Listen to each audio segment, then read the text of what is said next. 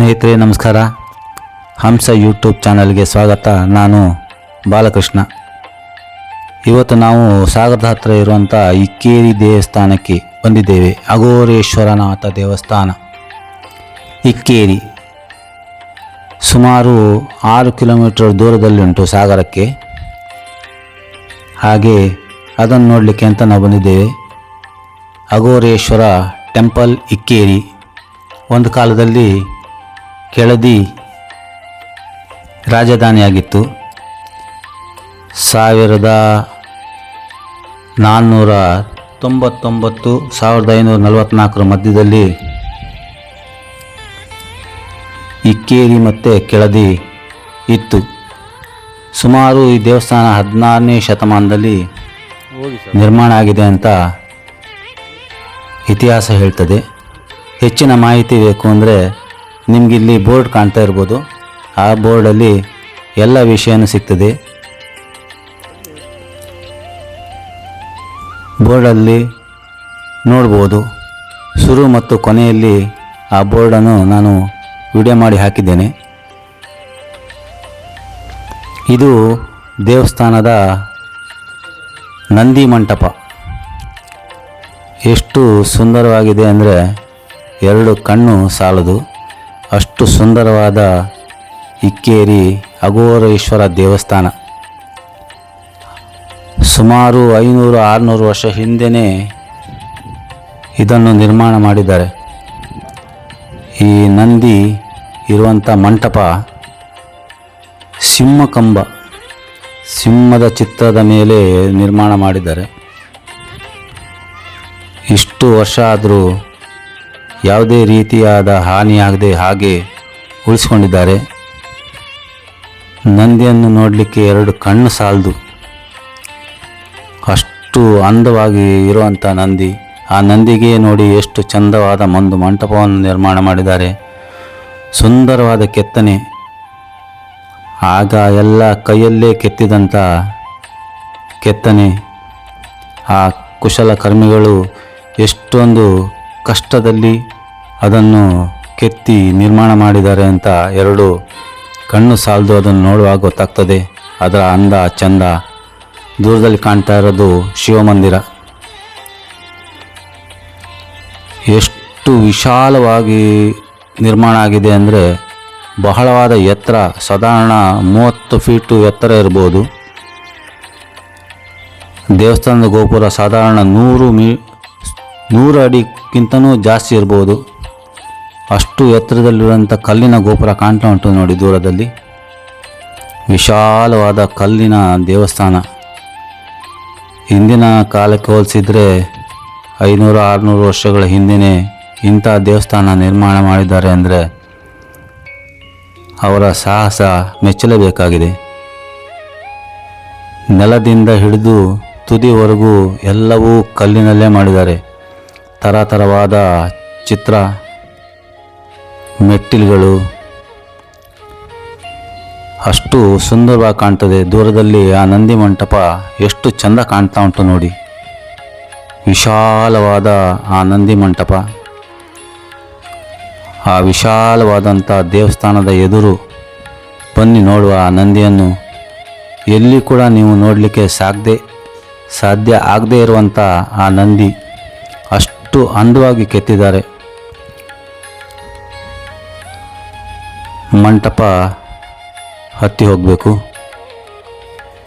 ಆ ಸುಂದರವಾದ ನಂದಿ ಮುಟ್ಟಿದರೆ ಜಾರ್ತದೆ.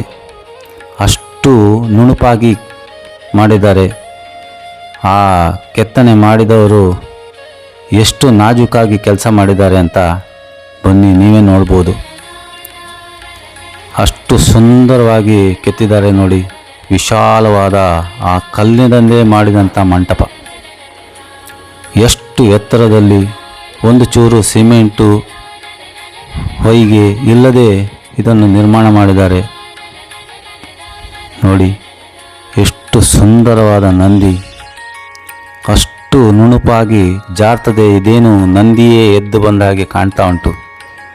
ಅಷ್ಟು ಸುಂದರವಾದ ಆ ಕಲ್ಲಿನ ಹೊಳಪು, ಆ ಕಣ್ಣು, ಆ ಮೂಗಿನ ರಂಧ್ರ, ಆ ಕುತ್ತಿಗೆ ಕಟ್ಟಿದಂಥ ಗಂಟೆ, ಮಡಚಿದಂಥ ಕಾಲು, ಆ ಕಾಲಲ್ಲಿರುವ ಆ ಉಗುರು, ಆ ಮೈ ಮೇಲೆ ಹಾಕಿರುವಂಥ ಆಭರಣ ಎಲ್ಲವೂ, ಅದರ ಮೇಲಿರುವಂಥ ಬೆನ್ನಿನ ಮೇಲಿರುವಂಥ ಗುಡ್ಡ, ಆ ಬಾಲ ಮಾತ್ರ ಸ್ವಲ್ಪ ಕಟ್ಟಾಗಿದೆ, ಕುತ್ತಿಗೆಯಲ್ಲಿ ಆಭರಣ, ನಮ್ಮ ಮುಖ ಕಾಣ್ತದೆ ಅಷ್ಟು ಹೊಳಪಾಗಿ ಮಾಡಿದ್ದಾರೆ. ಅಂದಿನ ಕಾಲದಲ್ಲೇ ಇಷ್ಟೊಂದು ನಾಜೂಕಾದ ಕೆಲಸ ಮಾಡಿದ್ದಾರೆ ಅಂದರೆ ಎಷ್ಟು ಖುಷಿ ಆಗ್ತದೆ. ನಮ್ಮ ಕಲೆಗಾರರು ಹೇಗಿದ್ದರು. ಇಂದಿಗೆ ಬಂದು ಎಲ್ಲ ನೋಡಿದರೆ ಎಲ್ಲ ಮಿಷನಲ್ಲೇ ಮಾಡ್ತೀವಿ, ಹಾಗಾಗಿ ಅದು ಕೆತ್ತನೆ ಅಂತ ಅನಿಸ್ಲಿಕ್ಕಿಲ್ಲ. ಮಿಷಿನಲ್ಲಿ ಮಾಡಿದ್ನ ನಾವು ಕೆತ್ತನೆ ಅಂತ ಹೇಗೆ ಹೇಳಲಿಕ್ಕೆ ಸಾಧ್ಯ? ಕೈಯಲ್ಲಿ ಮಾಡಿದರೆ ಮಾತ್ರ ಕೈಯಲ್ಲಿ ಮಾಡಿರೋದಕ್ಕೆ ಕೆತ್ತನೆ ಅಂತೀವಿ. ನೋಡಿ, ಮೇಲೆ ಆ ಮಂಟಪದ ತುದಿಯಲ್ಲಿರುವಂಥ ಆ ಕೆತ್ತನೆ ಕೂಡ ನೋಡಿ ಎಷ್ಟು ನಾಜೂಕಾಗಿ ಮಾಡಿದ್ದಾರೆ. ನಂದಿಯೇ ಎದ್ದು ಬಂದಂತೆ. ಆ ನಂದಿ ಕೋಣೆಯಿಂದ ಹೊರಗೆ ಇರುವಂಥ ಈಶ್ವರನ ದೇವಸ್ಥಾನ, ಅಲ್ಲಿ ಹಾಕಿರುವಂಥ ಕಂಡಿಗಳು, ಕಲ್ಲಿನಲ್ಲೇ ಮಾಡಿದಂಥ ಆ ಕಂಡಿ, ಮೆಟ್ಲು ಹತ್ತಿ ಹೋಗಬೇಕು. ಆ ಕಡೆ ಈ ಕಡೆ ಎರಡು ಆನೆ, ಕಲ್ಲಿನಲ್ಲೇ ಮಾಡಿದಂಥ ದೊಡ್ಡ ದೊಡ್ಡ ಆನೆಗಳು ನಮ್ಮನ್ನು ಕೈ ಬೀಸಿ ಒಳಗೆ ಕರಿತಾ ಉಂಟು. ನೋಡಿ, ಒಂದು ಚೂರು ಸಿಮೆಂಟ್ ಇಲ್ಲದೆ ಖಾಲಿ ಕಲ್ಲನ್ನೇ ಎತ್ತಿ ಎತ್ತಿ ಜೋಡಿಸಿಟ್ಟಿದ್ದಾರೆ. ಆ ಕಲ್ಲೇ ಬೇರೆ ರೀತಿ ಕಾಣ್ತದೆ. ನೆಲದಿಂದ ಹಿಡಿದು ಗೋಪುರದವರೆಗೂ ಪ್ರತಿಯೊಂದು ಥರದ ಕೆತ್ತನೆ, ವಿಶಾಲವಾದ ದ್ವಾರ. ಒಳಗೆ ವಿಡಿಯೋ ಮಾಡುವ ಅವಕಾಶ ಇಲ್ಲ, ಪ್ರಯತ್ನ ಮಾಡ್ತೀನಿ. ಒಂದು 5-10 ನಿಮಿಷ ಟೈಮ್ ಕೊಟ್ಟರೆ ಸಾಧ್ಯ ಆದಷ್ಟು ತೋರಿಸುವ ಪ್ರಯತ್ನ ಮಾಡ್ತೀನಿ. ನೋಡುವ, ಬನ್ನಿ ಒಳಗೆ ಹೋಗುವ. ನೋಡಿ, ಆ ಮೆಟ್ಲನ್ನು ಎಷ್ಟು ಸುಂದರವಾಗಿ ಕೆತ್ತಿದ್ದಾರೆ. ಕಲ್ಲಿನ ಹಾಸು ಬೋರ್ಡ್ ಹಾಕಿದ್ದಾರೆ, ಇಲ್ಲಿ ವಿಡಿಯೋ ಮಾಡಲಿಕ್ಕಿಲ್ಲ ಅಂತ. ಆದರೂ 5 ನಿಮಿಷ ಪರ್ಮಿಷನ್ ತಗೊಂಡೆ. ನೋಡಿ, ಎಷ್ಟು ಸುಂದರವಾಗಿ ಆ ಕಲ್ಲಿನಲ್ಲೇ ಇರುವಂಥ ಕಂಡಿಯಲ್ಲಿ ಬರುವಂಥ ಬೆಳಕು ಎಷ್ಟು ಚೆಂದ ಕಾಣ್ತದೆ. ದೇವಸ್ಥಾನದ ಒಳಗಿಂದ ನಂದಿ, ಆ ನಂದಿ ಮಂಟಪ, ವಿಶಾಲವಾದ ದ್ವಾರ, ದೊಡ್ಡ ದೊಡ್ಡ ಕಂಬಗಳು, ಎತ್ತರವಾದ ಪ್ರದೇಶ, ನಿಶಬ್ದವಾದಂಥ ತಂಪಾದಂಥ ಜಾಗದಲ್ಲಿ ಅಘೋರೇಶ್ವರ ಪೂಜಿಸ್ಕೊಳ್ತಾ ಇದ್ದಾನೆ. ಒಂದು ಕಂಬಕ್ಕೂ ಮತ್ತೊಂದು ಕಂಬಕ್ಕೂ ಬಹಳಷ್ಟು ವ್ಯತ್ಯಾಸ, ಬೇರೆ ಬೇರೆ ರೀತಿಯಾದ ಕಂಬಗಳು. ಮೇಲಿರುವಂಥ ಕಲ್ಲಿನ ಕೆತ್ತನೆ ಕಾಣ್ತಾ ಉಂಟು ನೋಡಿ. ದೂರದಲ್ಲಿ ಲಿಂಗ. ಮೊದಲು ಇಲ್ಲಿ ಮೂರ್ತಿ ಇತ್ತು ಅಂತ ಹೇಳ್ತಾರೆ, ಆದರೆ ಈಗ ಲಿಂಗ ಮಾತ್ರ ಕಾಣ್ತದೆ. ಬದಿಯಲ್ಲಿ ಗಣಪತಿ, ಅದರ ಬದಿಯಲ್ಲಿ ಸುಬ್ರಹ್ಮಣ್ಯ. ವಿಶಾಲವಾದ ಕಂಬಗಳು, ಎತ್ತರವಾದ ಪ್ರದೇಶ, ನೋಡಲಿಕ್ಕೆ ತುಂಬ ಸುಂದರ ಉಂಟು. ಪಶ್ಚಿಮ ದಿಕ್ಕಲ್ಲಿ ಪಾರ್ವತಿ ದೇವಸ್ಥಾನ ಕೂಡ ಉಂಟು. ನೋಡಿದ್ರಲ್ಲ ಎಷ್ಟು ಚೆಂದ ಕಾಣ್ತದೆ. ಒಂದು ಕಂಬಕ್ಕೂ ಮತ್ತೊಂದು ಕಂಬಕ್ಕೂ ಹೋಲಿಕೆಯೇ ಇಲ್ಲದೆ ಬೇರೆ ಬೇರೆ ರೀತಿಯಾದ ಕಂಬಗಳು, ಎಲ್ಲವನ್ನು ಕಲ್ಲಿನಲ್ಲೇ ಮಾಡಿರೋದು. ಎಷ್ಟೋ ದೇವಸ್ಥಾನಗಳು ನಮ್ಮಿಂದ ಮರೆಯಾಗಿತ್ತು, ಬಹಳ ಸಂತೋಷ ಆಯಿತು. ದ್ವಾರಪಾಲಕರು, ಅಘೋರೇಶ್ವರ,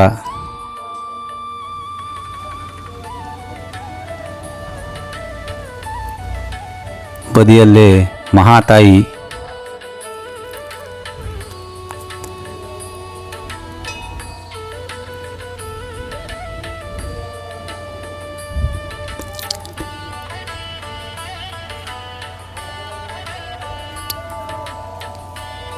ನೋಡಿದ್ರಲ್ಲ, ದೂರದಿಂದ ನೋಡಿ ಎಷ್ಟು ಚೆಂದ ಕಾಣ್ತದೆ. ವಿಶಾಲವಾದ ದ್ವಾರ. ಹೊರಗೆ ಹೋಗುವ. ಹೊರಬದಿಯಲ್ಲಿ ಇನ್ನೂ ನೋಡಲಿಕ್ಕೆ ಬಹಳಷ್ಟು ಉಂಟು. ಆ ಕಲ್ಲಿನಲ್ಲೇ ಮಾಡಿರುವಂಥ ಸಣ್ಣ ಸಣ್ಣ ಸಣ್ಣ ಕಂಬದ ಆಕಾರದ ಚಿತ್ರ. ಪ್ರತಿ ಸಾಲಲ್ಲೂ ಒಂದಲ್ಲ ಒಂದು ರೀತಿ ಕೆತ್ತನೆ ಮಾಡಿದ್ದಾರೆ. ಏನೋ ರಿಪೇರಿ ಕೆಲಸ ನಡೀತಾ ಉಂಟು. ಮಣ್ಣಿನ ಕಲ್ಲಿನಲ್ಲಿ ಹಿಡಿದಿರುವಂಥ ಪಾಚಿಯನ್ನು ಕ್ಲೀನ್ ಮಾಡ್ತಾ ಇದ್ದಾರೆ ಅಂತ ಕಾಣಿಸ್ತದೆ. ಸ್ಯಾಂಡ್ ವಾಶ್ ಮಾಡಿದರೆ ಇನ್ನೂ ಹೊಸತರಾಗೇ ಆಗ್ತದೆ. ಅದು ಎತ್ತರವಾದ ಕಲ್ಲಿನ ಗೋಪುರ, ಈಶ್ವರ ದೇವರ ಗರ್ಭಗುಡಿ. ಪ್ರತಿ 4-5 ಸಾಲು ಒಂದರ ಮೇಲೆ ಒಂದು ಇಟ್ಟಂತೆ ಕಾಣ್ತಾ ಉಂಟು. ಪ್ರತಿ ಸಾಲಲ್ಲೂ ಬೇರೆ ಬೇರೆ ರೀತಿಯಾದ ಚಿತ್ರ. ಏನೋ ಶಾಸನ ಉಂಟು ಇಲ್ಲಿ, ಆದರೆ ಅದರಲ್ಲಿ ಏನು ಉಂಟು ಅಂತ ಓದಲಿಕ್ಕೆ ಆಗಲಿಲ್ಲ. ಇಲ್ಲಿ ದೇವರಿಗೆ ಅಭಿಷೇಕ ಮಾಡಿರುವಂಥ ತೀರ್ಥ ನೀರು ಬರ್ತಾನೆ ಇರ್ತದೆ. ಎತ್ತರವಾಗಿ, ಬಹಳಷ್ಟು ಎತ್ತರದ ದೇವಸ್ಥಾನ. ನೋಡಿದ್ರಲ್ಲ ಸ್ನೇಹಿತರೆ, ಆ ಕಲ್ಲಿನ ಕೆತ್ತನೆ ನೋಡಿ ಎಷ್ಟು ಸುಂದರವಾಗಿ ಕಾಣ್ತದೆ. ಪ್ರತಿಯೊಂದರಲ್ಲೂ ಒಂದೊಂದು ಮೂರ್ತಿಯನ್ನು ಕೆತ್ತಿದ್ದಾರೆ. ವಿಡಿಯೋದಲ್ಲಿ ಎಷ್ಟು ಕಾಣ್ತದೋ ಇಲ್ವೋ ಗೊತ್ತಿಲ್ಲ.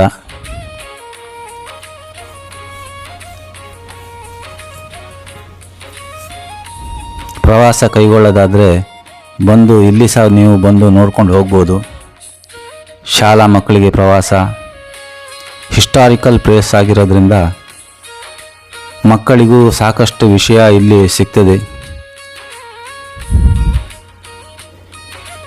ಮೊದಲೆಲ್ಲ ಪಾಠದಲ್ಲಿ ಇತ್ತು ಇಕ್ಕೇರಿ, ಕೆಳದಿ, ಇದೆಲ್ಲ ಪಾಠದಲ್ಲಿ ಬರ್ತಿತ್ತು. ಆದರೆ ಈಗ ಬದಲಾವಣೆ ಆಗಿದೆ. ಇದೆಲ್ಲ ನಮಗೆ ಮಾತ್ರ ಸೀಮಿತ ಆಗಿತ್ತು ಅಂತ ಕಾಣ್ತದೆ. ಈಗೆಲ್ಲ ಅದು ಇಲ್ಲ.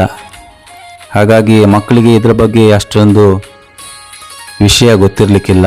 ನಾವಾಗಿ ನಾವು ಕರ್ಕೊಂಡು ಬಂದು ಇಂಥ ಪ್ಲೇಸನ್ನು ತೋರಿಸಿ ಮಕ್ಕಳಿಗೆ ಈಗೆಲ್ಲ ಇತ್ತು ಅಂತ ಹೇಳ್ಬೋದು.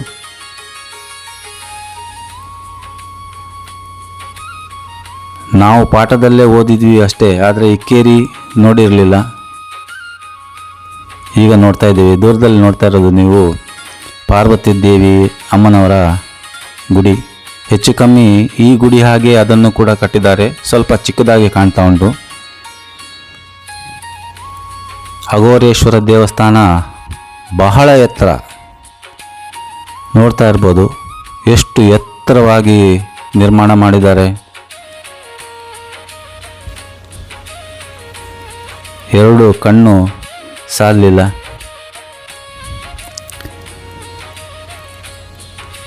ವಿಶಾಲವಾದ, ನಿಶಬ್ದವಾದ, ಸುಂದರ ಜಾಗದಲ್ಲಿ ಈ ದೇವಸ್ಥಾನ ನಿರ್ಮಾಣ ಮಾಡಿದ್ದಾರೆ. ಆಗ ಹೇಗೆ ಇಲ್ಲಿ ಇತ್ತು, ಇಲ್ಲಿ ಎಷ್ಟು ಜನ ಸೇರ್ತಿದ್ರು, ಎಂತೆಂಥ ಪೂಜೆ ಆಗ್ತಿತ್ತು ಗೊತ್ತಿಲ್ಲ.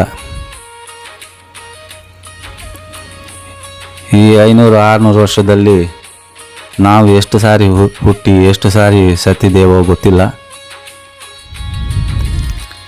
ಇದು ಪಾರ್ವತಿ ಅಮ್ಮನವರ ದೇವಸ್ಥಾನ. ಗೇಟ್ ಹಾಕಿದ್ದಾರೆ. ದೂರದಲ್ಲಿ ಕಾಣ್ತಾ ಇರೋದು ಪಾರ್ವತಿ ಅಮ್ಮನವರು. ಸುಂದರವಾದ ದೇವಾಲಯ.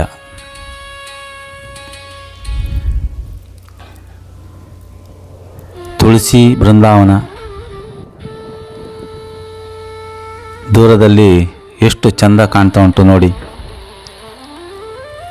ನೋಡಿದ್ರಲ್ಲ ಸ್ನೇಹಿತರೆ, ವಿಡಿಯೋ ಇಷ್ಟ ಆದರೆ ಲೈಕ್ ಮಾಡಿ, ಶೇರ್ ಮಾಡಿ.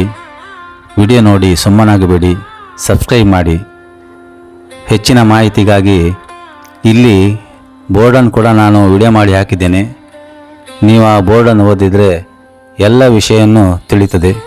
ಇಂಗ್ಲೀಷ್ನಲ್ಲಿ, ಕನ್ನಡದಲ್ಲಿ ಎಲ್ಲವನ್ನೂ ಹಾಕಿದ್ದಾರೆ. ಸಾಧ್ಯ ಆದರೆ ಬಂದು ಒಮ್ಮೆ ಭೇಟಿ ಕೊಡಿ. ಮುಂದಿನ ವಿಡಿಯೋದಲ್ಲಿ ಸಿಕ್ಕೋಣ. ನಮಸ್ಕಾರ.